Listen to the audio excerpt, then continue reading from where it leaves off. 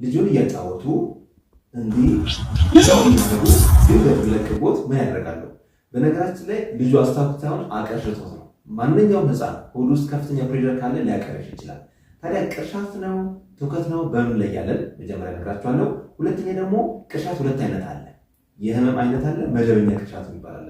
ይህን በምን ላይ ያለን ነው ነግራችኋለሁ። መጨረሻ ደግሞ ቅርሻትን በቀላሉ መከላከል የምንችልባቸው ወደ 6 ዋና ዋና ዘዴዎች አሉ። ይህንን በዛሬው ቪዲዮ ነግራችኋለሁ። እስከ መጨረሻው ተመልከቱ። ሰላም ጤና ይስጥልን። ዶክተር ፋሲል ነኝ፣ የህፃናት ስፔሻሊስት ሐኪም ከብሩክ ኪድስ ልዩ የህፃናትና ታዳጊዎች ክሊኒክ። በዛሬው ቪዲዮ ስለ ቅርሻት ነው የማወራላችሁ። ስለዚህ ቅርሻት ምንድን ነው ከሚለው እንጀምራለን። ወደ ዋና ፖይንታችን ከመግባታችን በፊት ይህ ብሩክ ኪድስ ዩቲዩብ ቻናላችን ነው። በዚህ ዩቲዩብ ቻናል እንግዲህ በጣም ብዙ ሰዎች ቤተሰብ ሆኗል፣ ብዙ ሰዎች እየተማሩት ነው። ስለዚህ እናንተም ተጨማሪ መረጃዎች ማግኘት ከፈለጋችሁ አዲስ ሆናችሁ ለዚህ ዩቲዩብ ቻናል ሰብስክራይብ ያደርጋችሁ፣ በተጨማሪ ደግሞ ሌሎች ሰዎች ኢንቫይት ያደርጋችሁ ቤተሰብ አድርጓቸው። ሰብስክራይብ ማድረግ በቂ አይደለም። ሰብስክራይብ አድርጋችሁ የደወል ምልክት መጫን አለባችሁ፣ አዲስ ቪዲዮዎች ስንለቅ ወደ እናንተ እንዲመጣላችሁ ማለት ነው። ስለዚህ ወደ ዋናው ፖይንታችን እንግባ። ቅርሻት ማለት ምን ማለት ነው?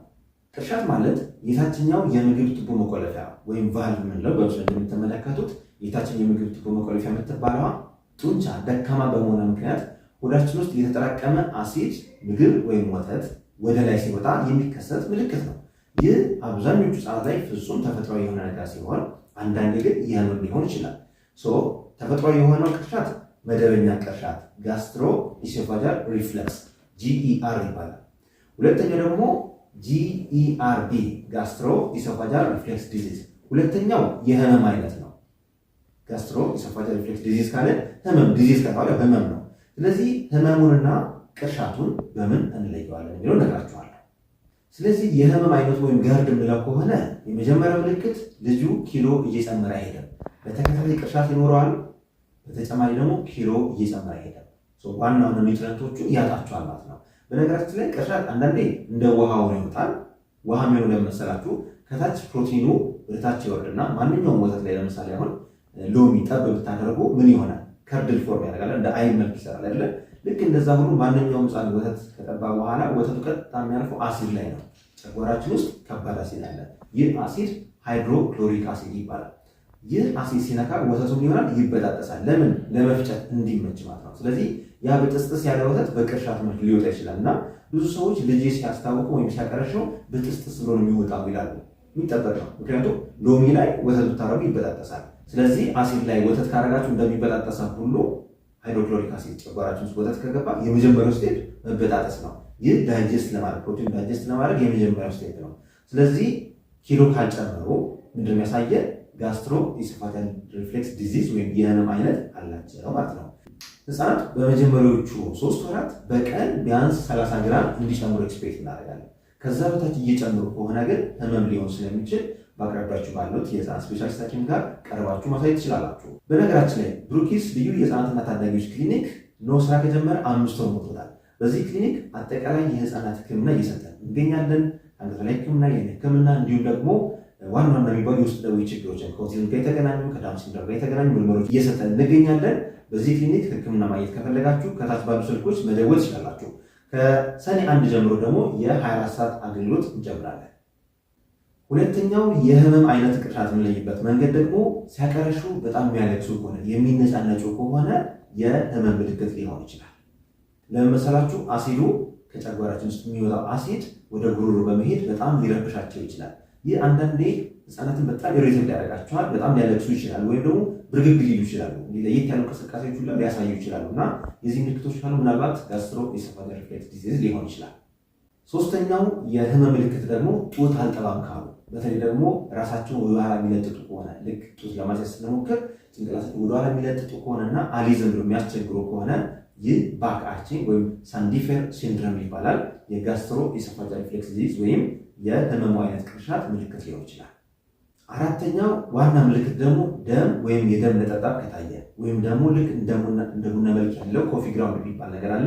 እንደ ቡና መልክ ያለው ቅርሻት ከታየ ይህ የህመም ምልክት ሊሆን ይችላል። እነዚህ አራቱ ነገሮች ልጆ ላይ ከታዩ ግዴታ ህክምና ይፈልጋል ማለት ነው። በነገራችን ላይ አብዛኞቹ ህፃናት ላይ የሚታየው ተፈጥሯዊ ቅርሻት ነው። ተፈጥሯዊ ቅርሻት እንዴት እንደሚከሰት ላስረዳችሁ። ይህ ሎወር ኢሶፋጃል ስፊንክተር የሚባለው ጡንቻ በብዛት የሚዳብረው ከ6 ወር በኋላ ነው። ጠንከር ብሎ የሚዳብረው ይህ ጡንቻ በብዙ ምክንያት ሊላላ ይችላል። ለምሳሌ ከፍተኛ የሆነ የሆድ መሙላት ሊሆን ይችላል። ከፍተኛ አሲድ ሊሆን ይችላል፣ በተፈጥሮ ሊሆን ይችላል፣ የካልሲየም ቫይታሚን እጥረት፣ እነዚህ የመሳሰሉት ያን ጡንቻ ልል እንዲሆን ወይም የላላ እንዲሆን ያደርገዋል። ያ ከላላ ደግሞ ቅርሻት የሚጠበቅ ነው። ስለዚህ እስከ 6 ወር ያሉ ህፃናት አብዛኞቹ የሚያስቸግራቸው ተፈጥሯዊ ቅርሻት ነው። ለምን? ይህ ጡንቻ እስከሚዳበር ድረስ ጊዜ ስለሚፈጅ።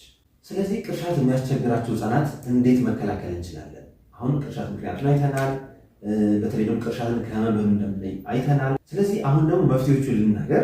መፍትሄዎቹ ወደ 6 ዋና ዋና ፖይንቶች አሉ በቀላሉ ቅርሻትን መቀነስ የምንችልባቸው።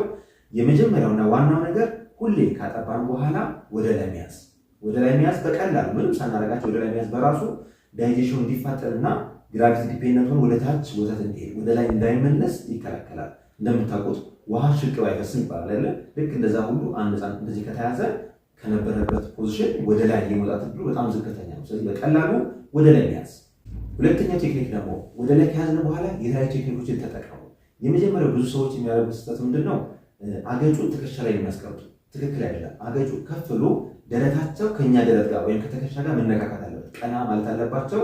ይህ ሆዳቸው እኛ ትከሻ ላይ የሚያርፍ ከሆነ ደረታቸው እኛ ትከሻ ላይ የሚያርፍ ከሆነ ጋዙ በቀላሉ እንዲወጣ ይረዳል።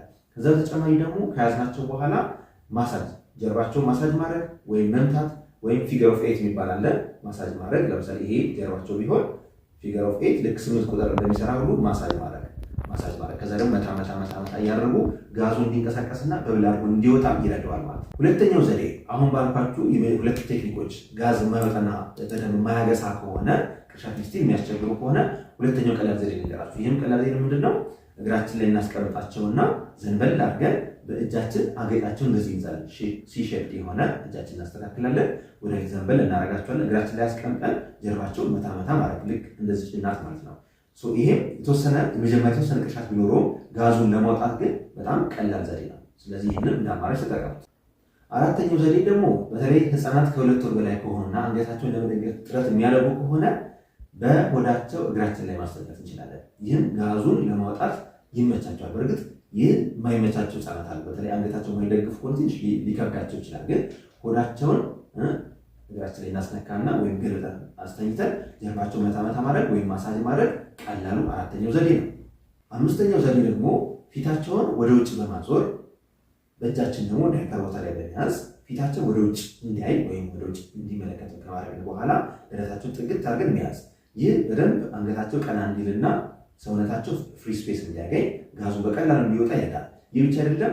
እግራቸው ወይም ዳይፐር አካባቢ ይዘን እጥፍ ዝርግት ካደረግናቸው በአንደኛው እጃችን ደረታቸውን ይዛለን፣ በአንደኛው እጃችን ደግሞ እግራቸውን ይዝና እግራቸውን እጥፍ ዝርግት ስናደርግ ወዳቸው ውስጥ ያለው ጋዝ እንዲንሸራሸርና ጋዙ በቀላሉ እንዲወጣ ይረዳል። ይህ አምስተኛው ቴክኒክ ነው።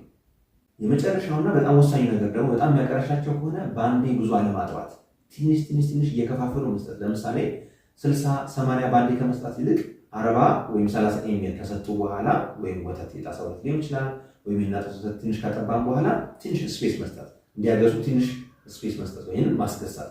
ከዛ በኋላ ደግሞ ድጋሚ ማጥባት እንችላለን። በነገራችን ላይ ህፃናት ከ40 እስከ 60 ከጠቡ በኋላ ሁሌም ማስገሳት ይኖርብናል። ከዛ በላይ ጨጓራቸው ላይሸከም ይችላል። በተለይ በመጀመሪያዎቹ 2-3 ወራት ከ60 በላይ በአንድ ዝም ብለን ባናጠባቸው ይመከራል። ስለዚህ መጨረሻው ዘዴና ቀላሉ ነገር ትንሽ ግን ቶሎ ማጥባት፣ እነሱ በሚፈልጉት ወይም ደግሞ በጠየቁት ወቅት ማጥባት እንችላለን። ግን በአንዴ ብዙ የምናጠባቸው ከሆነ ወዳቸው በጣም ይሞላና ቅርሻቱ በጣም ያስቸግራቸዋል። ስለዚህ እነዚህ 6 ቴክኒኮች ከተጠቀማችሁ ሞስት ላይክሊ የሆነ ለውጥ ታያላችሁ እያስባለሁ። መረጃውን ከወደዳችሁት እንግዲህ ላይክ አድርጉ። ጥያቄ ካላችሁ ኮሜንት ላይ አስፍሩልን። ከዚህ በተጨማሪ ደግሞ ሌሎች እንድንሰራላችሁ የምትፈልጉት ቶፒኮች ካሉ ኮሜንት አድርጉልን። ለዛሬ ያለኝ መረጃ ይህን ይመስላል። በነገራችን ላይ ቅድም ላልኳችሁ ብሩኪድስ ልዩ የህፃናትና ታዳጊዎች ክሊኒክ ከሰኔ 1 ጀምሮ 24 ሰዓት አገልግሎት እንጀምራለን። መረጃ ማግኘት ከፈለጋችሁ ወይም ደግሞ አገልግሎት ማግኘት ከፈለጋችሁ ከታች ባሉ 3 ስልኮች ደውላችሁ ቀጠሮ ማስያዝ መምጣት ትችላላችሁ። ጤና ይስጥልን።